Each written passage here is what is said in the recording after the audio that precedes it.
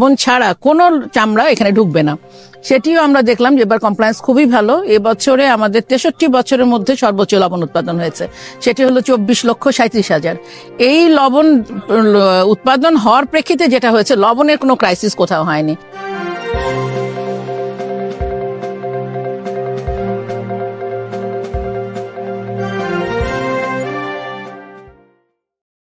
আপনি এখানে কত পিস চামড়া করছেন? 3,000 মতো। আচ্ছা, চামড়াটা লবণ লাগানো শেষ হয়েছে কখন?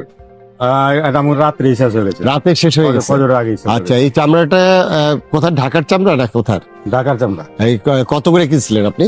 আমরা কিনছি 800, 900। 800-900 টাকা কিনছেন। লবণ লাগাইতে কত খরচ পড়ছে? লবণ লাগাইতে খরচ হবে আমাকে প্রায় 250-300 টাকা। 250-300 লেবার সহ? লেবার সহ। আচ্ছা, এই চামড়াটা আপনারা এক সপ্তাহ পরে ইসে পাঠাবেন, সাভারে পাঠাবেন নাকি? কয়দিন লাগবে? ওই 1 সপ্তাহ বা 15 দিন পরে।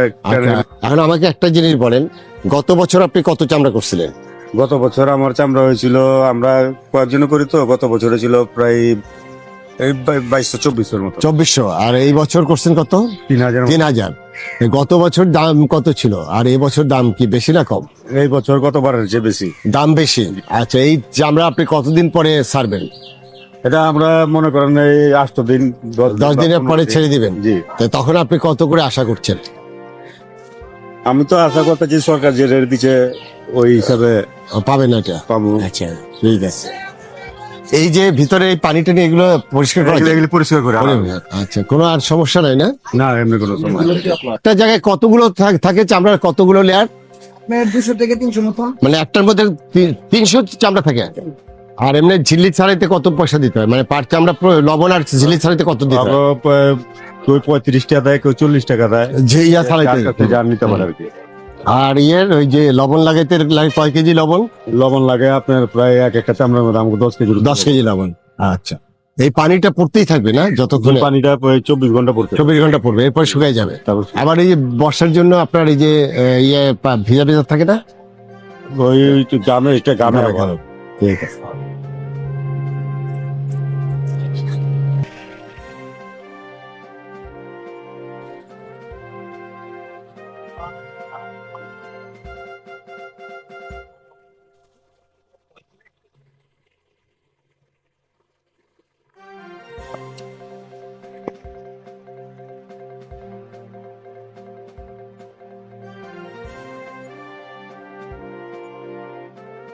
জি, আপনারা দেখছেন যে আমরা আজকে আমাদের পুরো সহকর্মী, পুরো টিম নিয়ে আমরা এসেছি। শিল্প মন্ত্রণালয় থেকে আমাদের অতিরিক্ত সচিব মহোদয় 2 আছেন আমার সঙ্গে, বিসিকে চেয়ারম্যান মহোদয় আছেন, ভোক্তা অধিকারের ডিজি আছেন।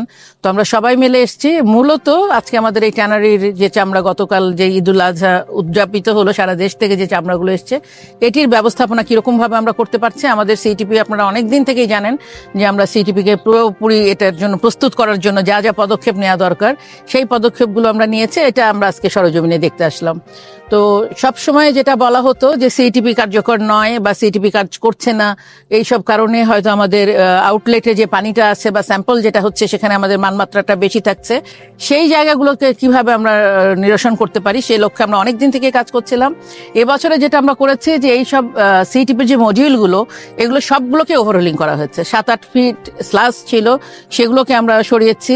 আমাদের যে বায়োলজিক্যাল যে কাজগুলো, যে ব্যাকটেরিয়াগুলো লাইভ ছিল না, সেগুলোকে আমরা লাইভ করেছি, যেটা বায়োলজিক্যাল ট্রিটমেন্টের মেইন একটা উদ্দেশ্য।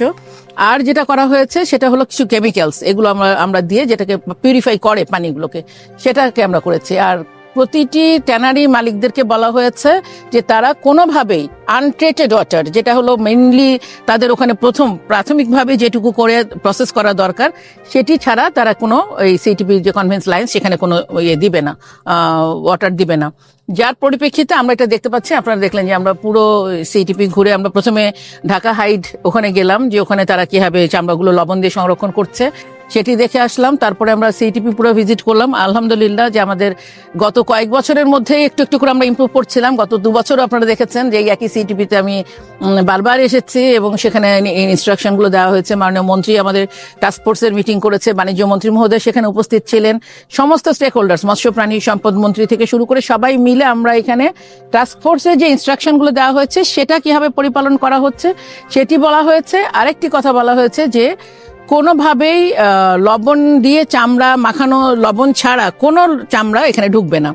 সেটিও আমরা দেখলাম যে এবার কমপ্লায়েন্স খুবই ভালো। এবছরে আমাদের 63 বছরের মধ্যে সর্বোচ্চ লবণ উৎপাদন হয়েছে, সেটি হলো 24,37,000। এই লবণ উৎপাদন হওয়ার প্রেক্ষিতে যেটা হয়েছে, লবণের কোনো ক্রাইসিস কোথাও হয়নি। আর সমস্ত ডিভিশনাল কমিশনারদের সঙ্গে, ডিসিদের সঙ্গে আমাদের মিটিং করা হয়েছে। সেখানে আমরা বলেছিলাম যে তারা স্থানীয়ভাবে সংরক্ষণ করবে। লবণ দিয়ে সংরক্ষণ করার উদ্দেশ্য হলো আপনার যে সিটিপির যে ক্যাপাসিটি আমাদের 25,000 বা 40,000 পর্যন্ত ক্যাপাসিটি থাকার কথা, হয়তো আমরা দেখছি এখানে 25,000 পর্যন্ত কিউবিক মিটার পর্যন্ত আমরা করতে পারবো। সেখানে প্রেশারটা আমাদের কম হবে, যার ফলে সমস্ত জায়গা থেকে এবার চামড়া কিন্তু ঢাকামুখী হয়নি।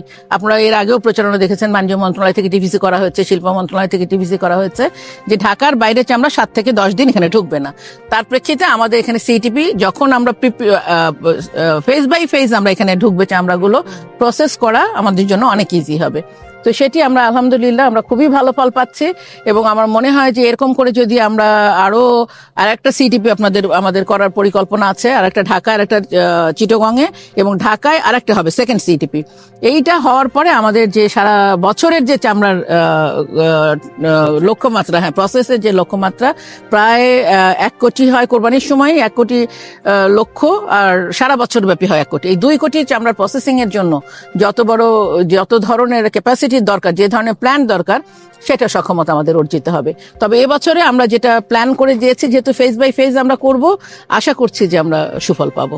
ধন্যবাদ। চামড়ার দাম কত হবে সেটি আপনার 15 দিন আগে ডিক্লেয়ার করা হয়েছে, এবং সেটা কিন্তু স্পষ্ট লবণযুক্ত চামড়া। এখন এই লবণযুক্ত চামড়ার সাথে কিন্তু শুধু লবণের দাম না, এটার সাথে প্রসেস ফি আছে, অর্থাৎ যে ঝিল্লিটা ছাড়াতে হয় সেখানে লেবার কস্ট আছে, তারপর যেখানে রাখতে হবে সেটারও একটা ট্রান্সপোর্টের কস্ট আছে। লবণযুক্ত চামড়ার দাম যেটা বাণিজ্য প্রতিমন্ত্রী মহোদয় ডিক্লেয়ার করেছেন, এবং আমরা যেটা দেখলাম এই বছর আমাদের যেটা ফোকাস ছিল যে এবছরে 1 কোটি 5 লক্ষ চামড়া আমাদের পাবো আমরা কোরবানিতে, এবং সেটা যাতে লবণ মেখে সংরক্ষণ করা হয়, এবং আমরা সেটাই সারা দেশে মনিটরিং করছি। সেখানে লবণের প্রাপ্যতা যেটা আছে, আপনারা জানেন যে বিসিক এবারে রেকর্ড পরিমাণ লবণ উৎপাদন হয়েছে, এবং 1 লক্ষ মেট্রিক টন চামড়ার জন্য যে লবণের চাহিদা, তার একটি বড় অংশ স্থানীয়ভাবে মাদ্রাসা মসজিদে দেওয়া হয়েছে, এবং সেখানে স্থানীয় প্রশাসন, ইউনো, ডিসি এবং কমিশনার মহোদয়দের সাথে পর্যায়ক্রমে মিটিং হয়েছে। এবং আমরা যে জিনিসটা ফোকাস করছিলাম যে এটি যেখানে কোরবানি হচ্ছে সেই লোকালিটিতে যাতে এটি 7 দিন প্রিজার্ভ করে রাখা হয়, এবং এটি যদি প্রিজার্ভ করে রাখা হয় তাহলে আজকে দেখেন এই সাভারে আমরা এসেছি, এখানে তো একটা অপটিমাম ক্যাপাসিটি আছে। সেই অপটিমাম ক্যাপাসিটির বেশি চামড়া আসলে তো এই চামড়াটা আসলে এখানে প্রসেস করা যাবে না। এই জন্য আমরা বলছিলাম যে 7 দিন ওখানে রেখে পর্যায়ক্রমে এই লবণযুক্ত চামড়া যদি সাভার টারিতে ঢোকে, তাহলেই আমরা সেই চামড়ার মূল্যটা পাবো। ঢাকার যে মূল প্রস্তাবে আমি রাতে ছিলাম, এবং সেখানেও দেখা গেল যে আমাদের কঠোর নির্দেশনা ছিল ঢাকার বাইরে কোনো চামড়া ঢুকবে না।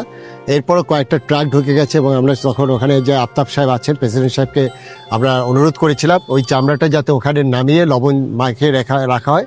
এবং আজকে আমি আমিনবাজারে ঘুরে এসেছি, এবং আমাদের এই ট্যানারির পাশে সাভারের যে রাস্তায় সেখানে যেগুলো আছে সেখানেও আমি নেমেছিলাম, এবং সেখানে যেটা আছে কিছু মহিষের চামড়া এখনো লবণ মাখানো হয়নি। আমি তাদেরকে নির্দেশনা দিয়েছি যাতে দ্রুত এটাই লবণ মাখা হয়, এবং লবণযুক্ত চামড়া হলে এটি কিন্তু প্রিজার্ভ করা যাবে। এখন ধরেন যে চামড়াটা একটা অন্য জায়গা থেকে চলে আসছে, এটা আসা উচিত হয়নি, কিন্তু চলে আসার পরে কি করতে হবে সেটাতে অবশ্যই এটি ব্যবস্থাপনায় নিতে হবে। কারণ আমি তো এই চামড়াটা যদি ফিরিয়ে দেওয়া হয় তাহলে তো এই চামড়াটা নষ্ট হয়ে যাবে, এটা জাতীয় সম্পদ। এই কারণে আমরা বলেছি যে চামড়াটা চলে আসছে সেই চামড়াটা যাতে এখানে স্থানীয়ভাবে যেখানে আসে সেখানে যাতে প্রিজার্ভ করা হয়।